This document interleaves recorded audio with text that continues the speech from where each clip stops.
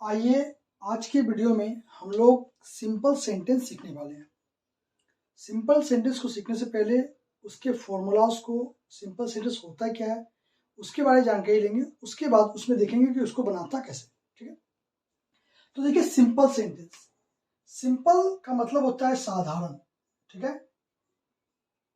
और सेंटेंस का मतलब होता है वाक्य। यहाँ पे दिए हैं no action by the subject. जब सब्जेक्ट के द्वारा कुछ भी एक्शन नहीं किया जाता है तो उस टाइप के वाक्य को हम लोग सिंपल सेंटेंस कहते हैं। और ये सिंपल सेंटेंस का लेक्चर 1 है। पहले हम लोग क्या करेंगे, इसके फॉर्मूलाज को समझने की कोशिश करेंगे, उसके बाद फिर हम लोग इसको बनाने की कोशिश करेंगे। तो सिंपल सेंटेंस, जैसे आप लोग टेंस पढ़े तो टेंस के भी 3 पार्ट है, उसी प्रकार से सिंपल सेंटेंस के भी 3 पार्ट है। पहला है प्रेजेंट, फिर है पास्ट, फिर है फ्यूचर। अब देखिए प्रेजेंट को क्या किया गया है कि प्रेजेंट को 2 भागों में बांटा गया है, पास्ट को भी 2 भागों में बांटा गया है और फ्यूचर को भी 2 भागों में बांटा गया है। ठीक है, अब एक क्या है कि प्रेजेंट में पहला भाग है उसका दिया हुआ है हो, हूं, जिसके लिए यूज किया जाता है इज, एम, आर। अगर ये अफर्मेटिव में होता है, अगर ये नेगेटिव में हो तो is not, am not, are not. उसी प्रकार से प्रेजेंट का दूसरा पार्ट है जिसका सेंटेंस होगा पास है, भाई बहन है या में है। अगर पास है, भाई बहन है और में है तो उसके लिए हम लोग हेल्पिंग वर्ब का यूज करते हैं हैज और है। और अगर नेगेटिव रहता है तो does not have and do not have. ये क्या है, प्रेजेंट का फॉर्मूला है सिंपल सेंटेंस का। उसी प्रकार से जब आप पास्ट में आते हैं, सिंपल सेंटेंस का पास्ट में, तो इसका भी 2 पार्ट है। एक क्या है, था, थे, थी, जिसमें क्या लगेगा वॉज एंड वर। अगर नेगेटिव बनाते हैं तो वॉज नॉट और वर नॉट। उसी का दूसरा पार्ट है पास था, मैं था और भाई बहन था। इसके लिए क्या लगता है, हैड लगता है। अगर इसका नेगेटिव बनाते हैं या इंट्रोगेटिव बनाते हैं तो डिड नॉट हैव या डिड हैव लगता है नेगेटिव और इंट्रोगेटिव के लिए। उसी प्रकार से फ्यूचर का 3 पार्ट है, होगा, होगी और होंगे। अगर ये रहता है तो उसके लिए विल बी का प्रयोग किया जाता है अफर्मेटिव के लिए। अगर नेगेटिव रहता है तो वहां पे विल नॉट बी का प्रयोग किया जाता है। इसका दूसरा पार्ट है पास होगा, भाई बहन होगा और में होगा। अगर इस प्रकार का रहता है तो उसके लिए लगता है विल हैव। क्या लगता है, विल हैव लगता है। और इसका अगर नेगेटिव बनाते हैं तो क्या लगता है, विल नॉट हैव। ये आपका सिंपल सेंटेंस का क्या है, फॉर्मूला है। अब इस फॉर्मूला को क्या करना है, सबसे पहले आपको उतार लेना है। ये जब फॉर्मूला उतर जाएगा तो सबसे पहले हम लोग सिंपल सेंटेंस का क्या पढ़ेंगे, प्रेजेंट को पढ़ेंगे। प्रेजेंट का पार्ट 1 में क्या है और प्रेजेंट का पार्ट 2 में क्या है उसको देखेंगे, फिर पास्ट का देखेंगे, फिर फ्यूचर का देखेंगे। ठीक है, तो कुछ समय का टाइम है, आप उतार लीजिए।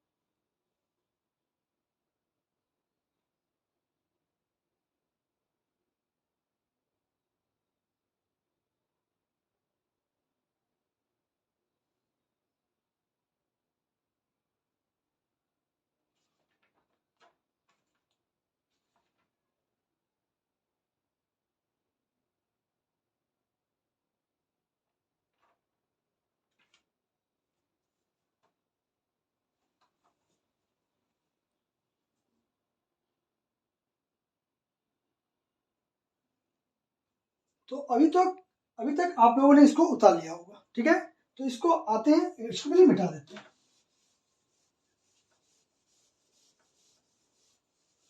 ये आपका सिंपल सेंटेंस का लेक्चर नंबर 1 है। ठीक है, जिसमें सब्जेक्ट कोई भी एक्शन नहीं करता है। ठीक है,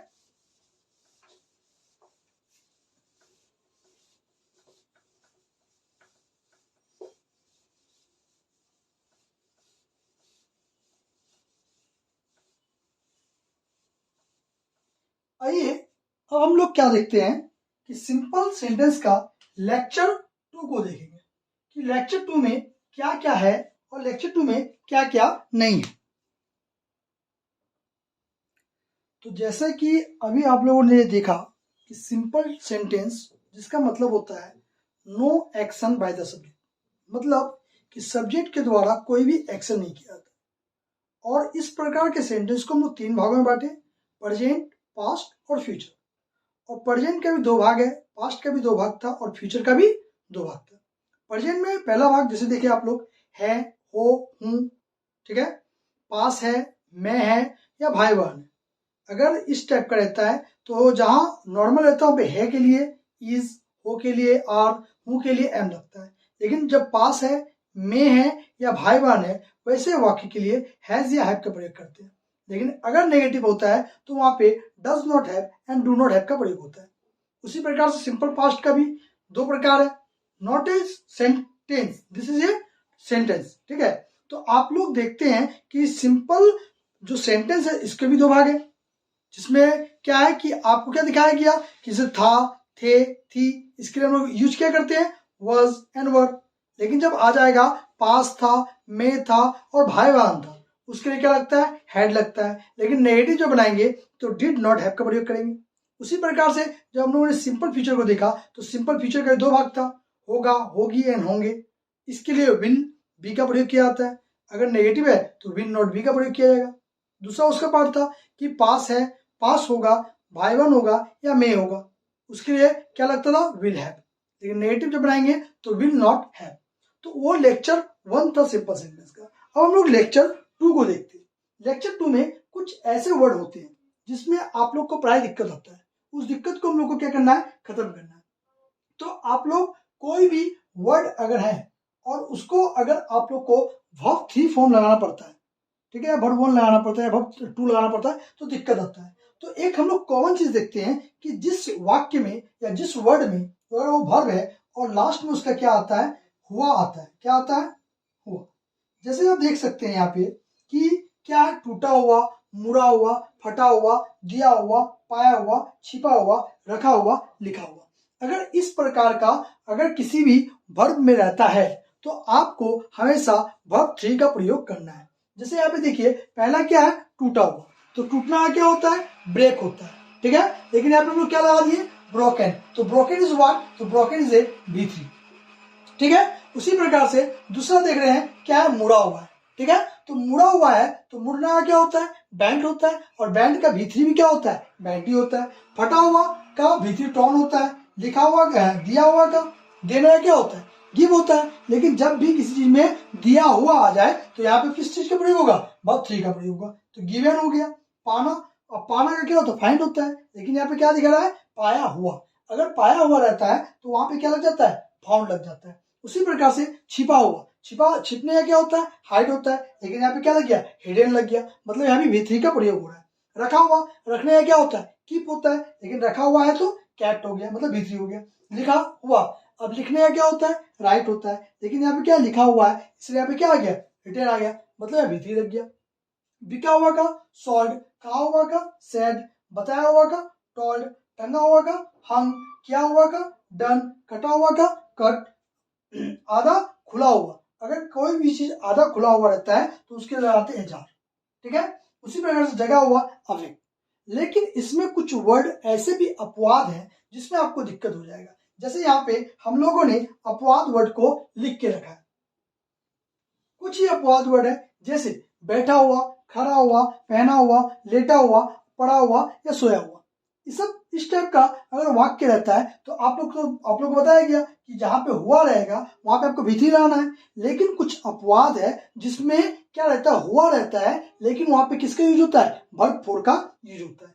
जैसे देखिए क्या है, बैठा हुआ, ठीक है। बैठा हुआ का क्या हो जाएगा, तो सिटिंग हो जाएगा। खड़ा हुआ क्या हो जाएगा, स्टैंडिंग हो जाएगा। पहना हुआ क्या हो जाएगा, वेयरिंग हो जाएगा। लेटा हुआ लाइंग हो जाएगा। पड़ा हुआ लाइंग हो जाएगा। और सोया हुआ के लिए हम लोग क्या लगाते हैं, ए स्लिप लगाते हैं। तो ये आपका कुछ ऐसे वर्ड है सिंपल सेंटेंस में जो आपको सेंटेंस बनाने के लिए आपका उपयोग किया जाएगा, ठीक है। तो आप लोग पहले इसको उतार लीजिए, इसके बाद हम लोग कुछ WH वर्ड्स को देखेंगे।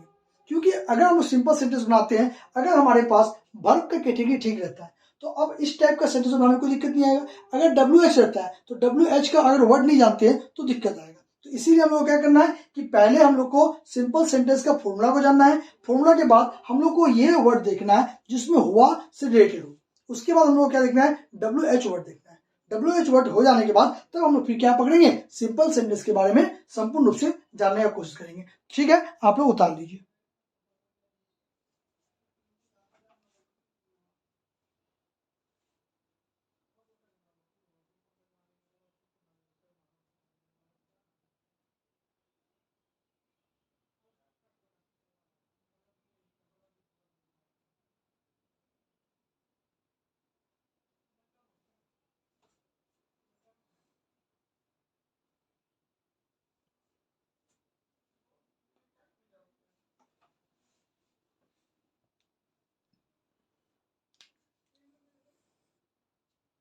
तो अभी तक आप लोगों ने इसको उतार लिया होगा।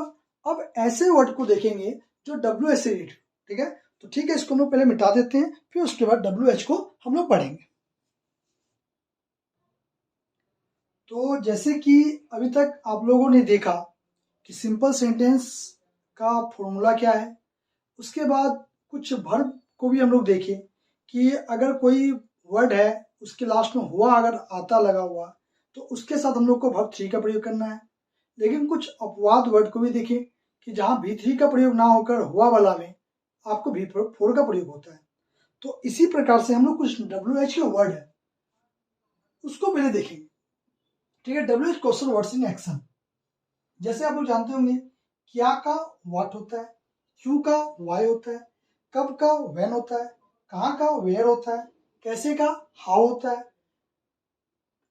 कौन सा का विच होता है, किसका हुज होता है, किसे हुम या हुई कहते हैं, किससे इसका भी क्या होता है हुम या हु, किसको हुम या हु, कितना हाउ मच, जिस चीज को आप गिन नहीं पाते हैं वहां क्या लगता है हाउ मच का प्रयोग होता है, कितने हाउ मेनी, जिसको आप गिन सकते हैं वहां पे हाउ मेनी का प्रयोग करेंगे। अब देखिए यहाँ पे 3 वर्ड एक ही प्रकार का है, कब से और कब से, लेकिन तीनों का इंग्लिश वर्ड क्या होता है बदल जाता है। जैसे कब से एक जगह आप यूज कर सकते हैं सिंस व्हेन, कब से आप यूज कर सकते हैं फ्रॉम व्हेन, कब से आप यूज कर सकते हैं फॉर हाउ लॉन्ग। ठीक है, अब एक वर्ड आता है कब तक, तो कब तक का इंग्लिश क्या होता है अंटिल व्हेन, किसके साथ, किसके लिए, किसके बारे में। तो ये तीनों सेंटेंस में अगर आप देखते हैं तो ये तीनों सेंटेंस में आपको सेम लग रहा है, लेकिन इसके साथ कुछ बदलाव हो गया। पहला किसके साथ, विथ हुम, किसके लिए, फॉर हुम, किसके बारे में, अबाउट हुम, किसकी तरफ से, टुवर्ड्स हुम, किस लिए, व्हाट फॉर, कहां से, फ्रॉम वेयर, कितना दूर, हाउ फेयर, कितना अच्छा, हाउ गुड। ये आपका क्या है कि WH वर्ड्स का कुछ यहाँ पे दिखाया गया। लेकिन WH वर्ड को लेकर हम लोग और भी आगे वाले वीडियो में देखेंगे, और सिंपल सेंटेंस का जो कैटेगरी 1 है और कैटेगरी 2 है उसको भी हम लोग नेक्स्ट वीडियो में देखेंगे। ठीक है, इसको आप लोग उतार लीजिए।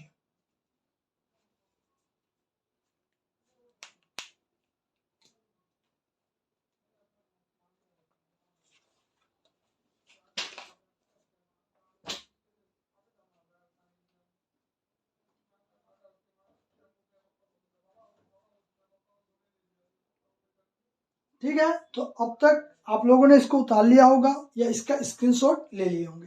ठीक है, अब हम लोग जो है दूसरा वीडियो जो है उसमें देखेंगे सिंपल सेंटेंस का कैटेगरी 1 और कैटेगरी 2, और WH वर्ड से भी कुछ सेंटेंस को लेंगे जिससे आप लोग को पता चलेगा कि इस वर्ड का उपयोग हम लोग किस प्रकार से कर सकते हैं। ठीक है,